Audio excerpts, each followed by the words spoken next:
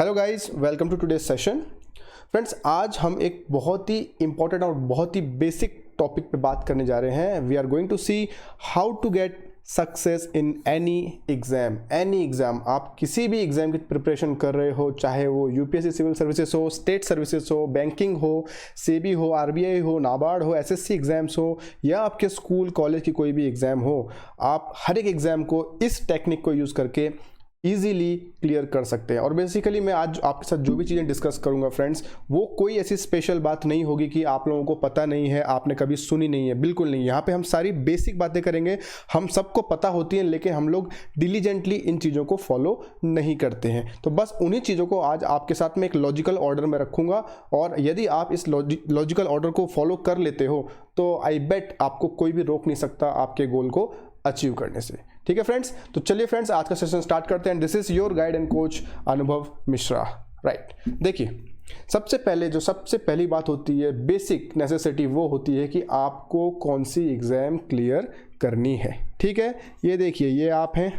Right, आपके mind में, आपके मन में हर वक्त एक डाउट चलता है। राइट, आपके माइंड में हमेशा एक डाउट चलता है, क्या, कौन सी एग्ज़ाम दूं, कौन सी एग्ज़ाम अच्छी है। हो सकता है आपका मन करता होगा आप IAS बन जाएं, कभी आपका मन करता होगा आप IPS बन जाएं, कभी आपका मन करेगा RBI में आप ग्रेड B ऑफिसर बन जाए या RBI ज्वाइन कर लें, कभी आपका मन करेगा आप सेबी बन जाएं, कभी आपको लगेगा कि मैं बैंक PO बन जाता हूँ, बैंक क्लर्क बन जाता हूँ, या PO बन जाता हूँ, बैंक मैनेजर बन जाता हूँ, है ना। बहुत सारे आपके मन में ख्याल आते हैं, और इन ख्यालों में होता क्या है कि हम बहुत ज़्यादा कंफ्यूज होते जाते हैं। हम किसी एक चीज़ को पक्का नहीं कर पाते, किसी एक चीज़ को डिसाइड नहीं करते। हम क्या चाहते हैं कि मैं सारी की सारी एग्ज़ाम में क्वालिफाई कर लूँ, मैं IAS बन जाऊँ, मैं IPS बन जाऊँ, मैं RBI भी क्वालिफाई कर दूँ, मैं सेबी भी क्वालिफाई कर दूँ, जहाँ भी जाऊँ मुझे सक्सेस मिल जाए। लेकिन फ्रेंड्स, मुझे एक चीज़ बताइए, क्या ये पॉसिबल है? ह्यूमनली पॉसिबल है कि आप एक साथ सारे एग्ज़ाम दो, सारे एग्ज़ाम में क्वालिफाई कर जाओ? ओके, माइट भी अगर 100 लोग एग्ज़ाम देते हैं इस तरह से, तो उसमें 1 या 2 लोग होंगे ऐसे, ठीक है, जो थोड़ा बहुत ज़्यादा ही इंटेलिजेंट होंगे और कर सकते हैं। मैं इसको ह्यूमनली इम्पॉसिबल नहीं बोल रहा हूँ, लेकिन जो मेजॉरिटी ऑफ द पीपल होते हैं, यानी कि अगर हम 100% में से देखें तो at least 98% people will not be able to do all these things at the same time. आप एक एक करके कर सकते हो, लेकिन एक साथ आप चाहो कि इस साल जितनी एग्जाम आएंगी मैं सारी में बैठूंगा और सारी में क्वालिफाई कर जाऊँ, तो वो कहीं ना कहीं थोड़ा मुश्किल है, एंड वो कहीं ना कहीं आपकी बहुत एनर्जी भी वेस्ट करवा देगा, और आपको गोल्स जो आप बनाओगे उनमें जल्दी से सक्सेस नहीं मिलेगी। ये एकदम टाइम टेस्टेड बात बता रहा हूँ फ्रेंड्स। ठीक है, आप बहुत इंटेलिजेंट होंगे, लेकिन जब तक आप अपना एक गोल फिक्स नहीं करते हो, तब तक बहुत मुश्किल होगा आपको अपनी एनर्जीज को कंसंट्रेट करने में उस लक्ष्य की तरफ, और आपको सक्सेस जल्दी से नहीं मिलेगी। ठीक है, मैंने कहा कि कुछ लोग होते हैं जो कर लेते हैं, एक साथ 2-3 एग्जाम निकाल देते हैं, दैट इज डिफरेंट थिंग। थोड़ा एक्सेप्शनल केसेस को हम नहीं देखेंगे, हम जनरल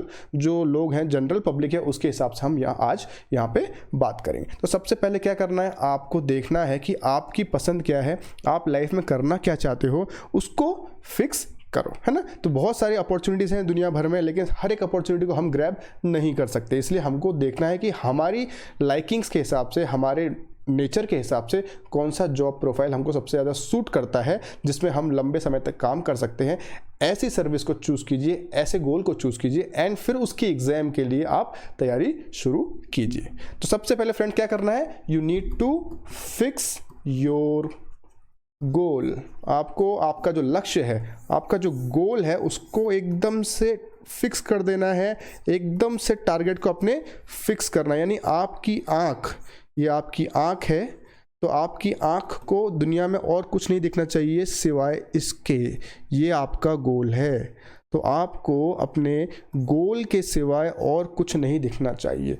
आपकी आँख को आपके गोल के सिवाय दुनिया में और कोई गोल नहीं दिखना चाहिए। सिंगल फोकस्ड, जो बोलते हैं ना, लेज़र फोकस्ड, ऐसा होना चाहिए। एक सिंगल पॉइंट पे हमेशा आपका ध्यान लगा रहना चाहिए, एंड अगर आप एक ही गोल को लेके चलेंगे तो बहुत जल्दी आपको सक्सेस मिलेगी। एंड बेसिकली यही की होता है, one exam at a time is the key to success.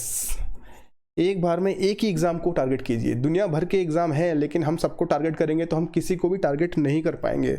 बिल्कुल इस बात को अपने दिल और दिमाग में बिठा लीजिए कि अगर आप एक साथ 2, 4, 6 एग्ज़ाम को टारगेट करने की सोच रहे हैं तो कहीं ना कहीं आप अपने साथ धोखा कर रहे हैं, कहीं ना कहीं आप अपना टाइम वेस्ट करने जा रहे हैं, और फ्यूचर में आप ये चीज़ को रियलाइज़ भी कर लेंगे कि हाँ, ये चीज़ हमने गलत कर दी। हमको एक ही गोल लेकर चलना चाहिए था। एक गोल जब हम पा लेते हैं, हम अचीव कर लेते हैं, उसके बाद में फिर दूसरा गोल बनाइए। लेकिन एक साथ 2-3 गोल बनाने से फ़ायदा कुछ नहीं होगा, एनर्जी और टाइम का वेस्ट हो जाएगा और कुछ भी नहीं होगा। देखिए, इसीलिए कहा जाता है कि 1 goal is equal to quick success, many goals equal to success तो है, लेकिन क्या, डिलेड सक्सेस। आपकी सक्सेस बहुत डिले हो जाएगी, क्योंकि आप बार बार एक जगह फोकस नहीं कर पाएंगे। किसी एक गोल को कम समय देंगे, दूसरे को ज़्यादा समय देंगे, किसी के साथ भी जस्टिस नहीं कर पाएंगे। एट द एंड क्या होगा, आपको सेटबैक्स मिलेंगे, फिर आप फ्रस्ट्रेशन में चले जाएंगे। अगेन जब फिर कोई आपको समझाएगा कि भाई गोल सिर्फ एक बनाओ, सिंगल गोल बनाओ, उसको अचीव करो, उसके बाद में फिर दूसरा गोल बनाओ, फिर तीसरा गोल बनाओ, लेकिन पहले एक को अचीव करो, फिर दूसरे को अचीव करो, फिर तीसरे को अचीव करो। एट द सेम टाइम सारे आप गोल अचीव नहीं कर सकते। ह्यूमनली इम्पॉसिबल होता है कि एक साथ आप बहुत सारे गोल्स अचीव कर लो। अब मैं एक बात और बता दूं कि बहुत सारे लोग, आप देखते होंगे न्यूज़पेपर में खबर आती है कि एक ही स्टूडेंट ने एक ही साल में 2 या 3 एग्जाम क्वालिफाई कर दिए। बैंक में सिलेक्ट हो गया, यूपीएससी में सिलेक्ट हो गया, स्टेट सर्विसेज में सिलेक्ट हो गया। तो हम सोचते हैं कि भाई जब वो कर सकता है तो हम क्यों नहीं कर सकते।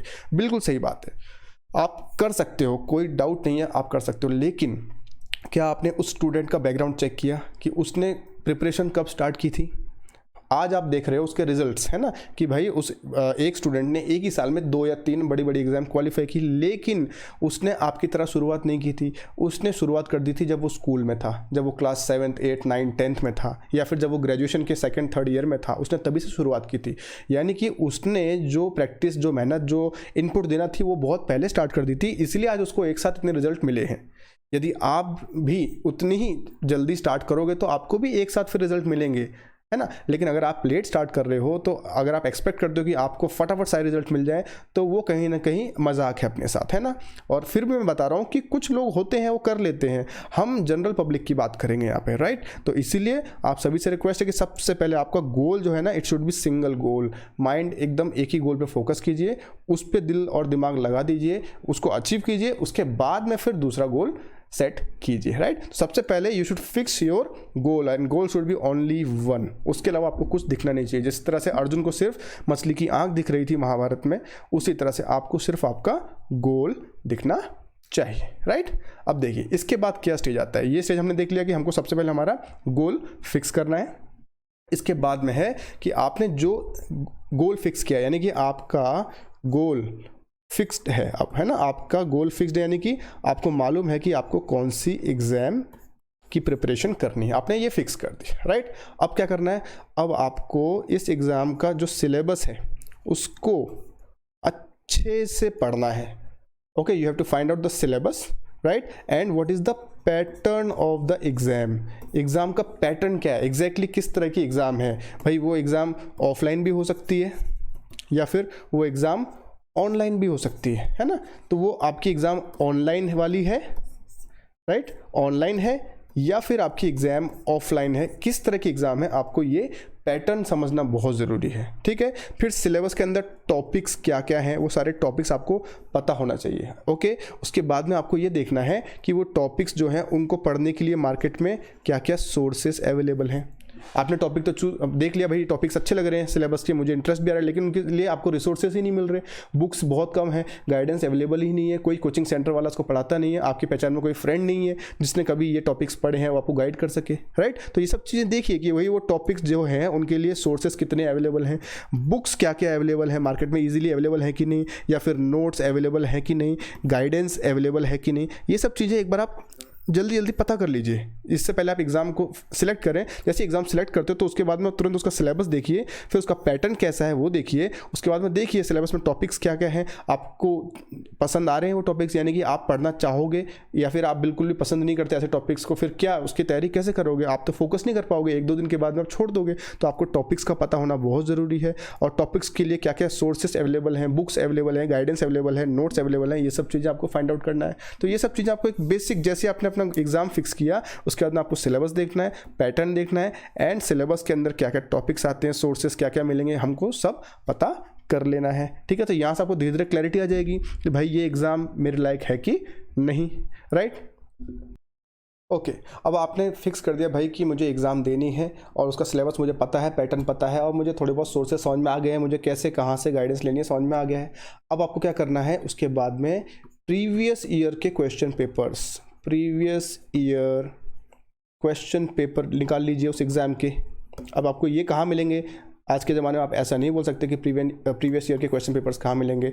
जस्ट गो टू गूगलिंग कीजिए, इंटरनेट पे सब कुछ फ्रीली अवेलेबल है, PDF कॉपीज डाउनलोड कर लीजिए, या फिर आप मार्केट में जाके इस क्वेश्चन पेपर्स के सेट्स मिलते हैं उनको परचेस कर सकते हो। सॉल्व क्वेश्चन पेपर्स भी मिलते हैं, हर एक एग्जाम के मिलते हैं आजकल। आप जाके एक बार थोड़ा सा पैसा खर्च कीजिए और एक सॉल्व पेपर्स की बुक लेके आइए, ठीक है। Then you do your analysis. अब आप एनालिसिस स्टार्ट कर दीजिए, ठीक है। क्या करना है आपको अलग अलग ईयर्स के क्वेश्चन पेपर ले लेने हैं, सेम एग्जाम के अलग अलग ईयर्स के क्वेश्चन पेपर ले लेने हैं, ठीक है। फॉर एग्जाम्पल आपने लास्ट 10 ईयर्स के पेपर ले लिए, ठीक है, 10 साल के पेपर ले लिए। अब उनको एनालाइज कीजिए। अब देखिए कि हर साल में कौन से टॉपिक सबसे ज़्यादा रिपीट हुए हैं, यानी आपको सिलेबस पता था, उसके अंदर क्या क्या टॉपिक्स हैं आपने देख लिए थे, आपको पता है। अब आपको देखना है, एनालिसिस करना है। इस एनालिसिस को करके ये जो लास्ट 10 ईयर्स के पेपर्स थे उनके एनालिसिस करना है, एंड आपको फाइंड आउट करना है कि कौन से टॉपिक सबसे ज़्यादा आ रहे हैं प्रीवियस ईयर के पेपर्स में, ठीक है। और आपको इस तरह से इम्पोर्टेंट टॉपिक्स की लिस्ट बना लेनी है, इंपॉर्टेंट टॉपिक्स की लिस्ट तैयार करनी है। उसमें आपको प्रायोरिटी वाइज लिख देना है कि कुछ टॉपिक बहुत ज़्यादा रिपीट हो रहे होंगे, हर साल आ रहे होंगे, तो उनको हाईएस्ट प्रायोरिटी वाले टॉपिक बना दीजिए, हाईएस्ट प्रायोरिटी टॉपिक्स, ठीक है, जो सबसे ज़्यादा रिपीट होंगे। मैक्सिमम क्वेश्चंस आपको इन्हीं टॉपिक्स में से देखने को मिलेंगे एग्जाम में, राइट। उसके बाद में आप एक दूसरी कैटेगरी बनाइए, मीडियम प्रायोरिटी। मीडियम प्रायोरिटी यानी कि इसमें जो टॉपिक्स आए हैं तो वो किसी साल में आए हैं, किसी साल में नहीं आए, ठीक है ना, लेकिन आते हैं, हर साल नहीं आ रहे। एंड लास्ट कैटेगरी बनेगी लोएस्ट प्रायोरिटी। इसमें क्या, कौन से टॉपिक्स आएंगे जिनके क्वेश्चन, जिन टॉपिक्स में से क्वेश्चन 1 या 2 बार ही आए हैं, हर बार आते ही नहीं, लेकिन उनको पढ़ना जरूरी है, लेकिन हम लोएस्ट प्रायोरिटी पर रखेंगे, हम लास्ट में उनको इंपॉर्टेंस देंगे। इनिशियली हम लोग हाईएस्ट प्रायोरिटी के टॉपिक्स को पढ़ेंगे, उसके बाद में हम मीडियम प्रायोरिटी के टॉपिक्स को पढ़ेंगे। हाईएस्ट प्रायोरिटी वाले टॉपिक्स कौन से थे, जिनके क्वेश्चन हर साल आ रहे हैं क्वेश्चन पेपर में, एटलीस्ट 1 या 2 साल छोड़ के अल्टरनेटली भी आ रहे हैं, वो हाईएस्ट प्रायोरिटी में आएंगे। मीडियम मतलब जो हर साल नहीं आ रहे बट आ रहे हैं, हर 1-2 साल छोड़ने के बाद देखने को मिलते हैं इन टॉपिक्स के क्वेश्चंस। एंड लोएस्ट प्रायोरिटी यानी कि बहुत रेयरली इनके क्वेश्चंस आए हैं लेकिन आते हैं, तो आपको ये भी पढ़ना है। तो इस तरह से आप पढ़ोगे ना तो क्या होगा, आपको मालूम होगा भाई कि एग्जाम के लिए सबसे ज़्यादा इंपॉर्टेंट टॉपिक कौन सा है, कम इंपॉर्टेंट कौन सा है, और सबसे लोएस्ट प्रायोरिटी वाला कौन सा है। तो इन केस आपको बाद में टाइम नहीं भी मिलता है, मतलब मैं ये एडवाइस नहीं करूंगा कि आप कोई टॉपिक छोड़ें, फिर भी आपको पता होगा कि भाई अगर समय कम पड़ रहा है तो मैं एटलीस्ट लोएस्ट वाले को छोड़ सकता हूं या फिर लास्ट में जल्दी जल्दी पढ़ सकता हूं, लेकिन ये जो 2 कैटेगरीज हैं हाईएस्ट एंड मीडियम, इनको मैं स्किप नहीं कर सकता, ठीक है ना। यही होती है स्ट्रेटेजी, ठीक है। हम लोग क्या, हमको सब पता होता है, लास्ट ईयर के पेपर्स हम लोग ले लेते हैं, हम क्या सोचते हैं बस इन्हीं पेपर्स को बार बार सॉल्व कर लो, ठीक है, थोड़े से मॉक टेस्ट दे लो तो हम सक्सेसफुल हो जाएंगे। लेकिन ये जो लास्ट 10 ईयर्स हम बोलते हैं, लास्ट 15 ईयर्स के पेपर्स होते हैं, उनको सिर्फ सॉल्व नहीं करना है, उनको एनालाइज करना है। आपको एनालिसिस करते आना चाहिए कि भाई इससे हमको समझना क्या है, आपको डिकोड करना है इन पेपर्स को कि किन टॉपिक्स को एग्जामिनर ज़्यादा पूछता है, ठीक है, सो दैट आप उन टॉपिक्स को ज़्यादा प्रिपेयर करोगे, एंड उनको अच्छे से प्रिपेयर करोगे तो चांसेस ज़्यादा है कि एग्जाम में इन्हीं टॉपिक्स से फिर से क्वेश्चन रिपीट होंगे और आप इजीली अच्छे मार्क्स, ज़्यादा मार्क्स स्कोर कर सकोगे। तो ये जो एनालिसिस होती है ना, ये बहुत इंपॉर्टेंट है।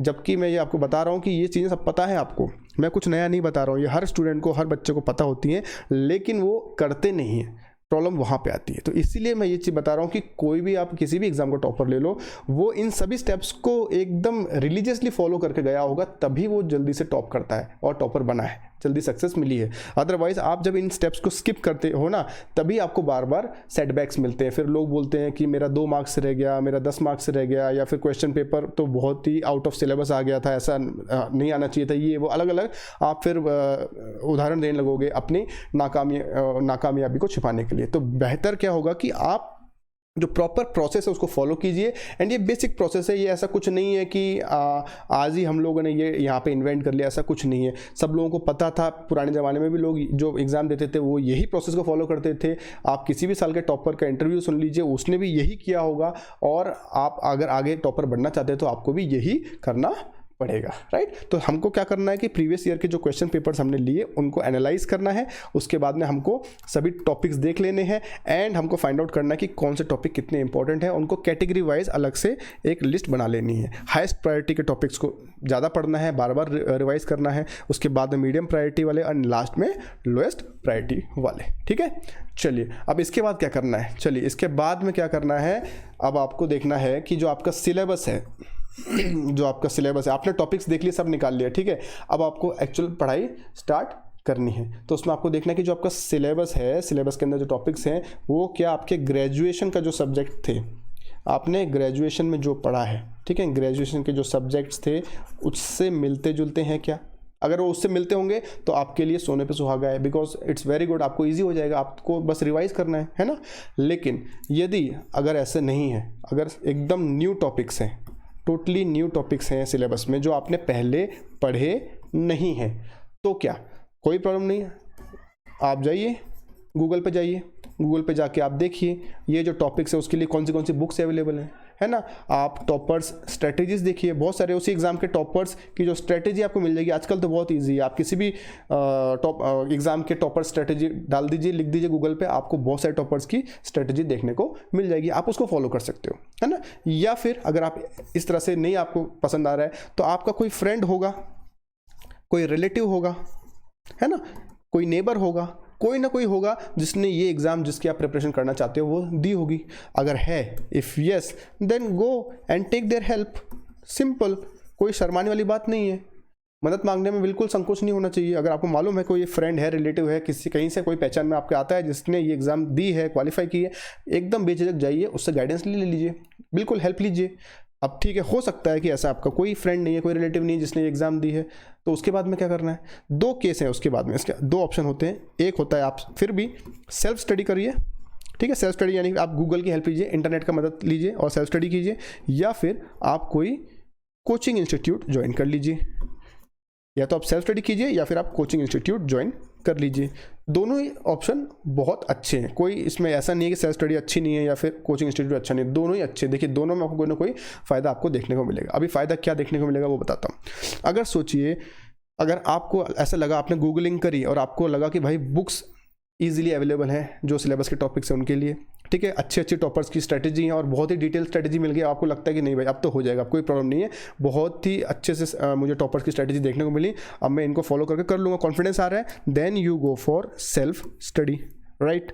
अभी ऐसा अगर आपको ये गूगल से सब मदद मिल गई, आपको कॉन्फिडेंस आ गया, then you should go for self study. लेकिन अगर सोचिए ऐसा नहीं होता है, आप गूगल कर रहे हैं, आपको समझ में नहीं आ रहा है, बुक्स कोई ठीक से सजेशन नहीं आ रहा है, या फिर कोई खास टॉपर्स की जो स्ट्रेटेजी है कोई खास स्ट्रेटेजी दिख नहीं रही है, बहुत वेग दिख रही है, आपको लग रहा है यार यहाँ से तो काम नहीं बनेगा, तो मैं आपको सजेस्ट करूँगा बिल्कुल टाइम वेस्ट मत कीजिए, सीधा जाइए for a good coaching institute. क्योंकि क्या होगा कि अगर आपको गूगल से, इंटरनेट से हेल्प समझ में नहीं आ रही है, ठीक है, चीज़ें क्लियर नहीं है, फिर भी आप सेल्फ स्टडी करते हो तो भी आपको सक्सेस मिलेगी, no doubt.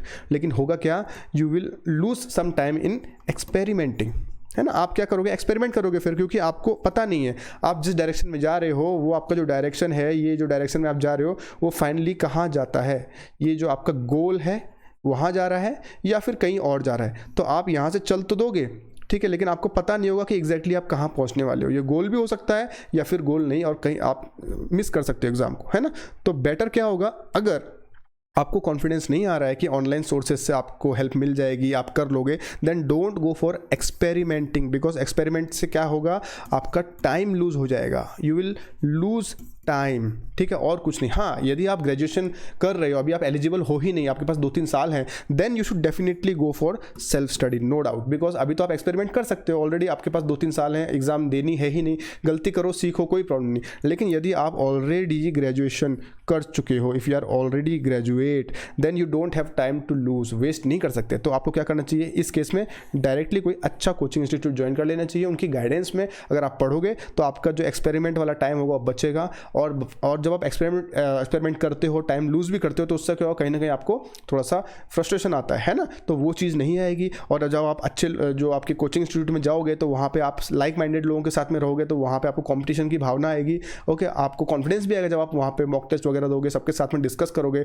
You will be in flow, आप कंटिन्यूस ट्रैक पे रहोगे, अपने आप को जज करते रहोगे, मैं ट्रैक पे हूँ कि नहीं, है ना, आप टीचर से गाइडेंस लोगे, डाउट्स क्लियर करते रहोगे, तो उस केस में you should go for a good coaching institute. तो इस तरह से आपको देखना है कि भाई सिलेबस जब आपने पूरा पक्का कर लिया, सब्जेक्ट्स आपने देख लिए, फिर किस तरह से आपको अपनी तैयारी शुरू करनी है, सेल्फ स्टडी से जाना है या फिर कोचिंग इंस्टीट्यूट से जाना है, ठीक है। तो यहाँ पर हमने क्या किया, हमने एक काम फिक्स कर दिया कि हमको हमारा जो सोर्स ऑफ गाइडेंस है, सोर्स ऑफ गाइडेंस, उसको हमने फिक्स कर दिया। Source of guidance, source of guidance क्या हो सकता है, या तो आप सेल्फ स्टडी से जा सकते हो या फिर आप कोचिंग इंस्टीट्यूट से जा सकते हो, कोई भी एक चीज़ हो, है ना। सेल्फ स्टडी से जाओगे यानी कि आपने किसी फ्रेंड या रिलेटिव से हेल्प ली, या फिर आपने गूगल से हेल्प ली, इंटरनेट से हेल्प ली, तो आप सेल्फ स्टडी से जाओगे। या अगर आपको कहीं से हेल्प नहीं मिल रही है, then you will fix a good coaching institute. लेकिन इस स्टेज पर आपको सोर्स ऑफ गाइडेंस एकदम फिक्स करना है, उसको फिर स्टिक करके रखना है, फिर उसको ही फॉलो करना है आँख बंद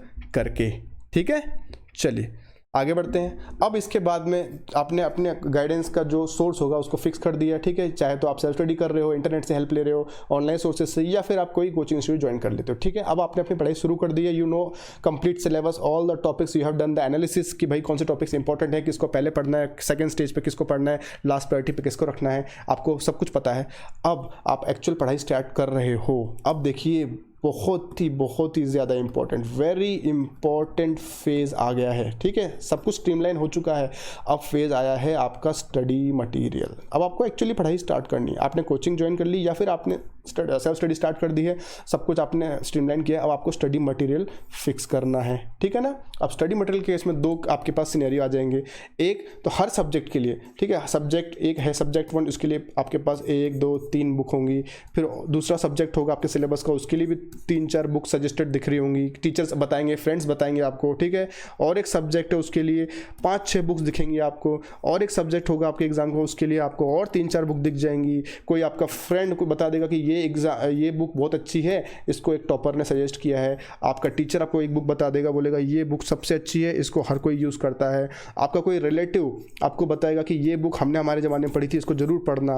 आपके पेरेंट्स भी बता सकते हैं, आपके भाई बहन, कोई ना कोई आपको बहुत सारे सजेशंस देने लगेंगे, और क्या होगा, आप कंफ्यूज होने लगोगे, आपके मन में बहुत कन्फ्यूजन्स होंगे, और आपको डाउट होने लगेगा कि भाई मैंने एक बुक नहीं पढ़ी तो कहीं मैं कुछ लूज़ ना कर जाऊँ, बहुत सारे कन्फ्यूजन्स होंगे, ठीक है। तो आपको इन कन्फ्यूजन से बाहर निकलना है, ठीक है। हर एक सब्जेक्ट्स के लिए बहुत सारे बुक्स यूज़ नहीं करनी है। आपको क्या करना है, आपको आपकी जो अलमारी होगी, बुक शेल्फ होगी, ठीक है, सोच लीजिए ये आपकी बुक शेल्फ है, मैं एग्जांपल के तौर पे दिखा रहा हूँ, ये आपका सब्जेक्ट 1 के लिए बुक शेल्फ है। सिर्फ एक बुक रखिए, सिर्फ एक बुक, बस एक बुक से ज़्यादा नहीं, बहुत हो गया तो 2 बुक यूज़ कीजिए एक सब्जेक्ट के लिए, वो भी सिलेक्टिवली, कि मैं इस बुक से अगर कुछ टॉपिक्स पढ़ रहा हूँ तो दूसरी बुक से सिर्फ रिमेनिंग टॉपिक्स पढ़ूंगा, ठीक है, या फिर जिस बुक में जो टॉपिक अच्छा है उसको पढ़ूंगा। लेकिन ऐसा नहीं है कि मैं जितनी बुक्स मैं लाऊंगा घर में उन सबको पढ़ते रहूँगा, क्योंकि इतना समय किसी के पास नहीं होता है, और कोई भी कॉम्पिटिटिव एग्जाम आपसे एक्सपर्ट नहीं मांगती है, they only want general basic knowledge, ठीक है।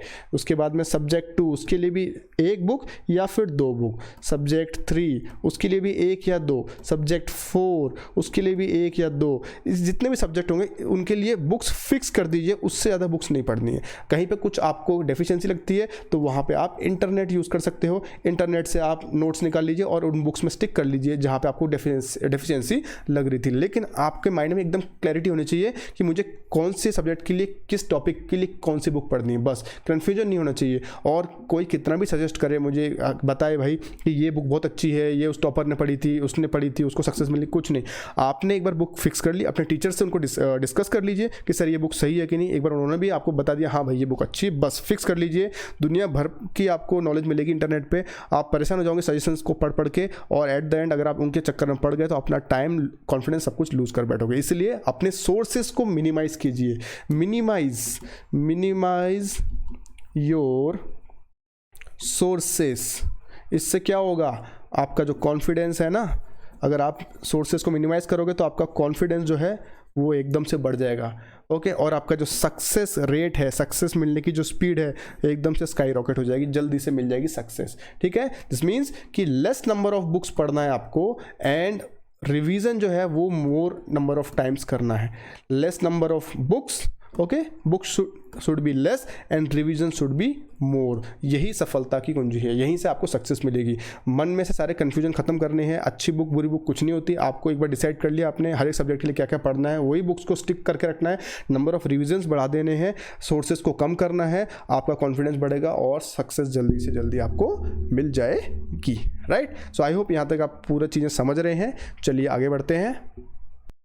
एंड अब हम लोग आ गए हैं एकदम फाइनल स्टेज पे। ठीक है, अभी आपने क्या किया, सबसे पहले आपने सिलेबस देख लिया, टॉपिक्स देख लिए, बुक्स देख लिए, गाइडेंस कहाँ से लेनी है वो देख ली, हर एक सब्जेक्ट के लिए क्या क्या बुक पढ़नी है आपने वो फिक्स कर दी।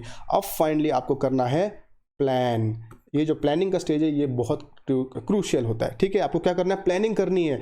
आपके पास आपका डे वाइज पूरा प्लान होना चाहिए। आपके पास हर एक दिन का प्लान होना चाहिए कि मुझे आज क्या पढ़ना है, कल क्या पढ़ना है, परसों क्या पढ़ना है, एक हफ्ते बाद क्या पढ़ना है, 10 दिन बाद क्या पढ़ना है, महीने भर बाद क्या पढ़ना है, एग्ज़ाम के पहले तक पूरा, मतलब मॉक टेस्ट कब देने हैं, रिविज़न कैसे करना है, हर एक चीज़ का आपके पास पूरा प्लान होना चाहिए। टॉपिक वाइज प्लान होना चाहिए कि मुझे सुबह इतने बजे से इतने बजे तक क्या पढ़ना है, दोपहर में इतने बजे से इतने बजे तक क्या पढ़ना है, शाम को क्या पढ़ना है, मुझे एक्सरसाइज करने भी जाना है, शाम को खेलना है, कूदना है, जिम जाना है, वर्कआउट करना है, कुछ ना कुछ होना चाहिए। फिर शाम को, रात को कितना पढ़ना है, क्या पढ़ना है, कब मुझे मॉक टेस्ट देने, हर एक चीज़ आपके पास पूरी डिटेल प्लान में होना चाहिए। अगर आप अच्छे से प्लान करोगे, डिटेल डे वाइज प्लान करोगे, तो आप उसको अच्छे से एग्जीक्यूट करोगे एंड उसके बाद ही आप किसी भी एग्जाम को क्रैक करोगे। तो सबसे पहले आपको प्लान करना है। आपने एक बार ये प्लानिंग कर ली, इसको अच्छे से एग्जीक्यूट करना है, राइट, उसको एक्शन में लाना है। फिर उसके बाद में उसको चेक करना है। Okay, you need to check कि आप अपने प्लान को ठीक से एग्जीक्यूट कर पा रहे हो कि नहीं। उसमें कुछ